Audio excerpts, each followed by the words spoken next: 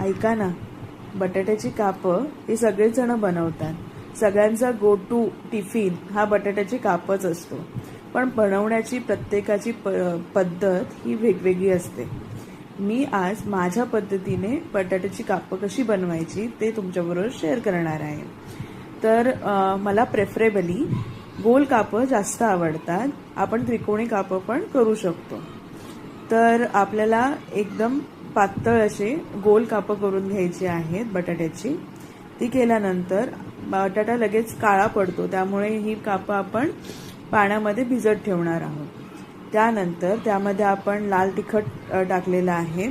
लाल तिखट टाकल्यानंतर आपण त्याच्यामध्ये मीठ टाकणार आहोत आणि मीठ चवीपुरतं टाकायचं आहे. जास्त मीठ झालं तर त्याचा स्वाद हा थोडाफार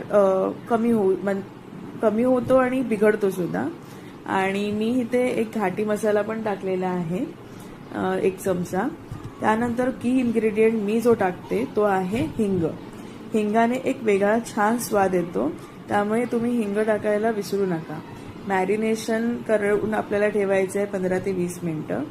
आता फोडणीला हिंग आणि जिरं, फक्त हिंग आणि जिराची फोडणी द्यायची आहे आणि त्यामध्ये आपले जे मॅरिनेट केलेले बटाटे आहेत ते टाकायचे आहेत आणि पुरेसं असं पाणी टाकायचं आहे आणि त्याला चांगली वाफ येऊ द्यायची आहे.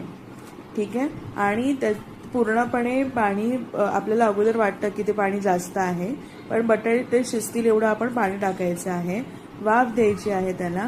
त्यानंतर बटाट्यांना तेल सुटेपर्यंत आपल्याला ते बटाटे शिजवून घ्यायचे आहे. बटाटा शिजल्यानंतर त्यामध्ये एका बाजूला तेल होईल आणि चांगले क्रिस्पी होतील, तेव्हा आपल्याला गॅस बंद करायचा आहे. अशा प्रकारे आपली रेडी आहे बटाट्याची भाजी. आणि तुम्हाला ही बटाट्याची भाजी कशी वाटली हे नक्की तुम्ही मला कमेंटमध्ये सांगा. Till then